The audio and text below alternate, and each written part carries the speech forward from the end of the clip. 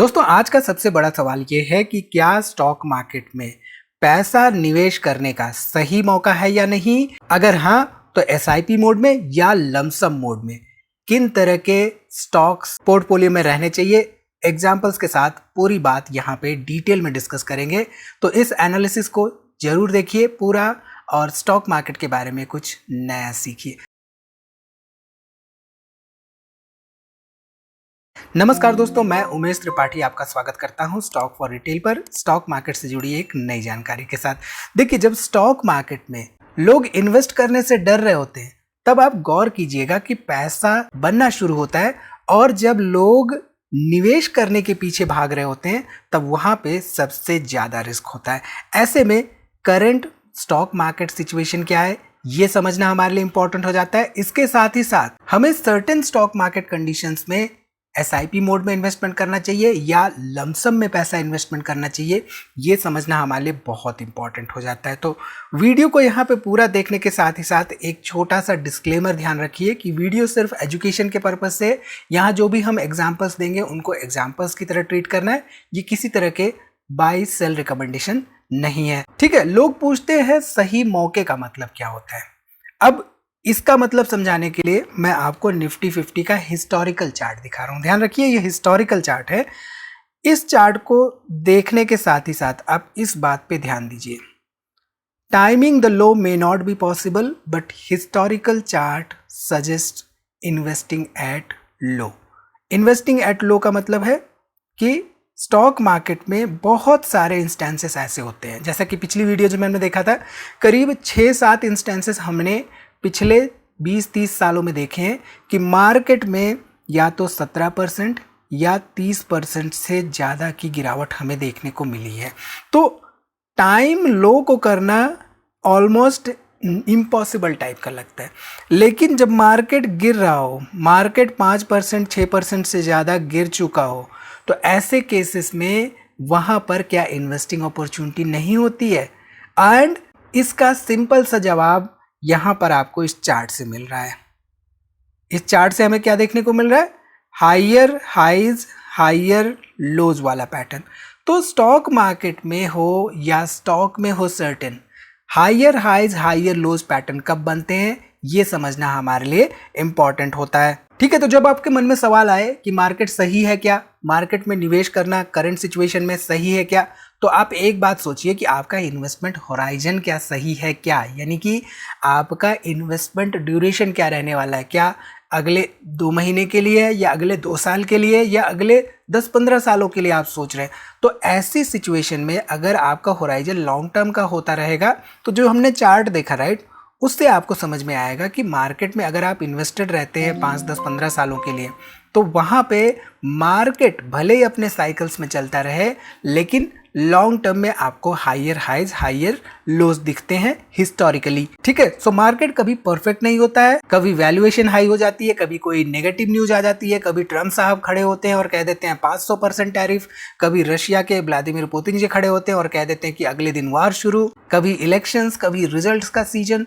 तो ये वोलेटिलिटी जो है शॉर्ट टर्म में आपको हमेशा देखने को मिलती रही है पास्ट में, और ऐसी वोलेटिलिटी मार्केट का एक नियम है। तो रिटेल इन्वेस्टर का सबसे बड़ा लॉस मार्केट क्रैश से नहीं, कोई नेगेटिव न्यूज से नहीं, कोई इन्फ्लेशन से नहीं, किसी इलेक्शन से नहीं, बल्कि डिले करने से होता है। अब यहाँ पे हम समझते हैं कि एसआईपी यानी कि सिस्टमैटिक इन्वेस्टमेंट प्लान, पिछली वीडियोज में हमने सीखा है कि एसआईपी ईटीएफ में क्या होता है, कैसे करते हैं, ये सब हमने सीखा है। आप उस वीडियो को डिटेल में देख सकते हैं। यहाँ पे हम समझते हैं कि मार्केट सिचुएशन चाहे कैसी हो, क्या हमें एसआईपी फॉलो करना चाहिए या लमसम इन्वेस्टमेंट करना चाहिए। अब लमसम का मतलब आपको बता देता हूँ जस्ट इन केस अगर नहीं मालूम है। लमसम का मतलब होता है, मान लीजिए आपके पास 10,000 रुपये पड़े या 10 लाख रुपए पड़े या 10 करोड़ रुपए पड़े हैं बेस्ड ऑन प्लानिंग।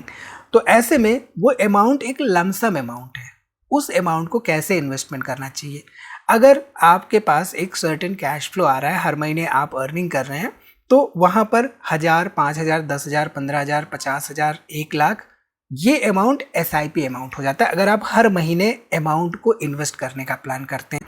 तो यहाँ पे बिरला सॉफ्ट का हमने एग्जांपल लिया है। अगेन ये किसी तरह का रिकमेंडेशन नहीं है। बिरला सॉफ्ट में देखें तो चार्ट पैटर्न क्या कहता है, चार्ट पैटर्न ये कहता है कि यहाँ पे हाई बना था, यहाँ पे लो बना था, फिर एक नया हाई बना जो कि इस हाई से हाई था, फिर यहाँ पे एक नया लो बना जो कि इस लो से हाई था, यहाँ पे एक नया हाई बना जो कि पुराने हाई से हाई था। तो हिस्टोरिकली यहाँ पे आपको हाइयर हाई हाइयर लो दिख गया, राइट। अब दो तरह के एसआईपी इन्वेस्टर होते हैं। एक एसआईपी इन्वेस्टर ये होता है कि भाई 1000 रुपये उसने ले लिया और रिगार्डलेस मार्केट कंडीशन, चाहे यहाँ पे मार्केट हो, चाहे यहाँ पे हो, चाहे यहाँ पे हो, चाहे यहाँ, रिगार्डलेस मार्केट कंडीशन, वो हर महीने एक फला तारीख को, 5 तारीख, 6 तारीख, 10 तारीख को 1000 रुपये इन्वेस्टमेंट करने लगा, ठीक। दूसरे तरीका का एसआईपी इन्वेस्टर क्या होता है, वो एसआईपी तो करता है बट लमसम टाइप की एसआईपी करता है। यानी कि उसके पास मान लीजिए आज 1000 रुपये हैं, उसने देखा किसी सर्टेन मार्केट में किसी सर्टेन न्यूज की वजह से किसी सर्टेन स्टॉक में एक ही दिन में 5% या उससे ज़्यादा की गिरावट आ गई, उसने क्या किया, ये 1000 रुपये इन्वेस्टमेंट कर दिया। अब हो सकता है 1-2 महीने तक उसके पास ऐसी कोई खबर ना आए, ऐसी किसी स्टॉक में गिरावट उसे ना दिखाई दे। अब मान लीजिए उसके पास 2-3 महीने में 5000 रुपये हो चुके हैं, उसको सर्टेन स्टॉक में 4% की गिरावट की खबर आई, उसने क्या किया, 5000 रुपये यहाँ पे इन्वेस्टमेंट कर दिया।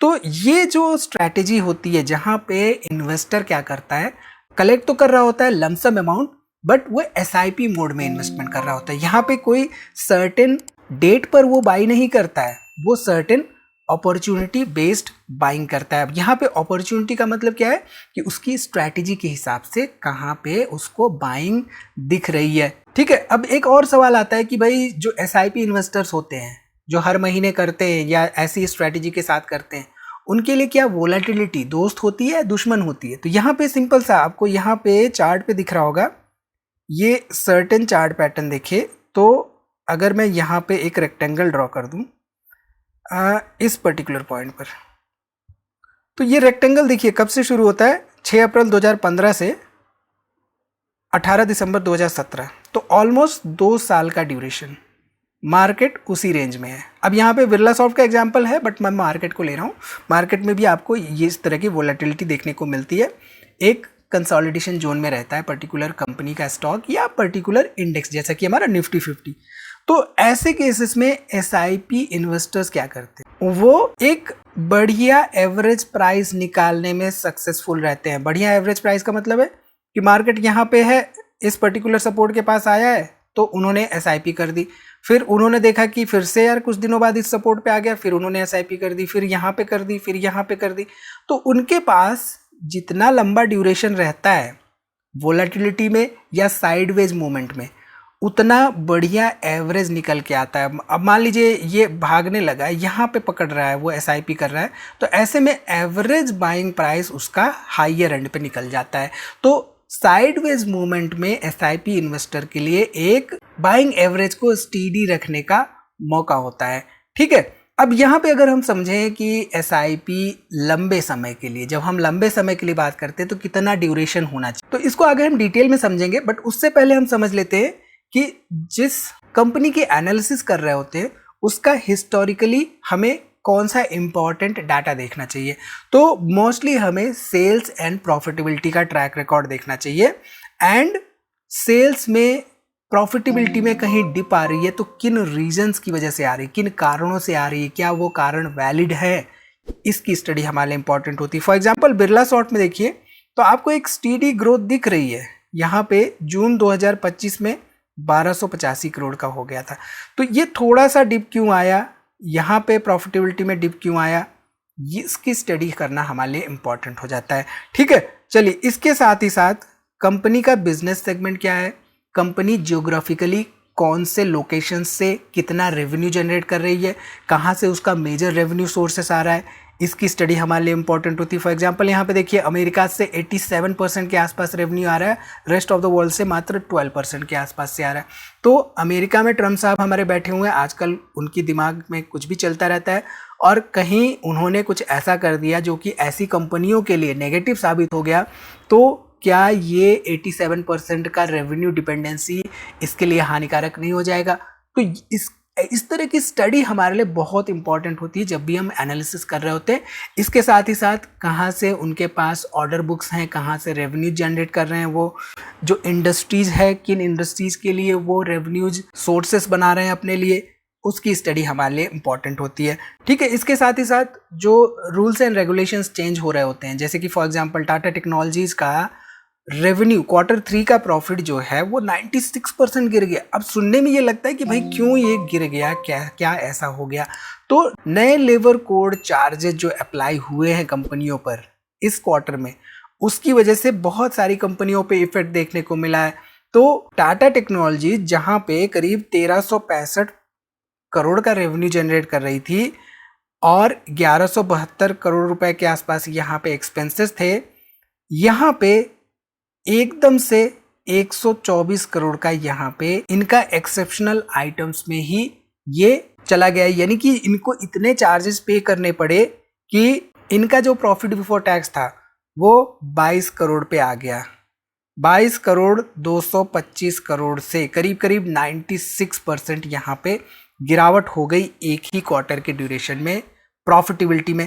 तो इस तरह की गिरावट क्यों हुई, किन कारणों से हुई और पिछले क्वार्टर्स में क्या चल रहा था, इस सब की स्टडी हमारे लिए बहुत इंपॉर्टेंट होती है। ठीक है, अब आते हैं सिंपल से SIP पर। यानी कि मान लीजिए 5,000 रुपए का इन्वेस्टमेंट करने का प्लान है, हो सकता है स्टॉक्स में, हो सकता है इंडेक्स में, ETFs में, कहीं भी, उसके बारे में डिस्कशन में नहीं जा रहे हैं। बट यहाँ पे मंथली 5,000 के इन्वेस्टमेंट पर एक्सपेक्टेड रिटर्न्स 15% का for the time period of 15 years अगर हम देखें तो टोटल कॉर्पस की बात अगर करें तो यहाँ पे करीब करीब 31 लाख, मात्र 31 लाख के आसपास ये कैलकुलेट होके आ रहा है। अगर इसी को 10% स्टेप अप किया जाए, 10% एनुअल स्टेप अप किया जाए और 15 साल के लिए किया जाए तो यहाँ पे आता है 51 लाख। अब इन्फ्लेशन भी 6-7% का रहता है। वैसे तो गवर्नमेंट के इन्फ्लेशन रिकॉर्ड में हमें 0.23% कभी देखने को मिलता है, कभी 1%, 2%, बट धरातल पे इन्फ्लेशन जो है वो 6-7% हमें जनरली देखने को मिलता ही मिलता है। फार्मा सेक्टर में तो 15% से ऊपर है। ऐसे में अगर ड्यूरेशन को हम बढ़ा के देखें यहाँ पे तो कैलकुलेशंस में देखिए क्या डिफरेंसेस आते हैं। अगर इसी को मैं कर दूं 20 साल के लिए तो 1 करोड़ 24 लाख होता है, और इसी को मैं कर दूं यहाँ पे 25 साल के लिए तो यहाँ पे 2 करोड़ 86 लाख होता है। इसी को मैं कर दूं 30 साल के लिए तो 6 करोड़ 31 लाख होता है।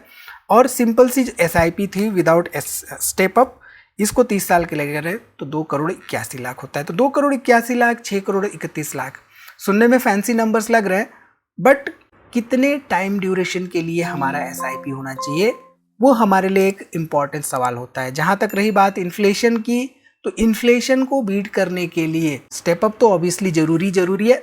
हमारा कैश फ्लो बढ़ाना है, हमारी जो एक्टिव कमाई है उस पर भी हमें ध्यान देके चलना चाहिए ताकि इन्फ्लेशन के साथ हम चल सकें। ठीक है, जहां तक रही बात मार्केट की, तो मार्केट हमने देखा, मार्केट का चार्ट हमने देखा था।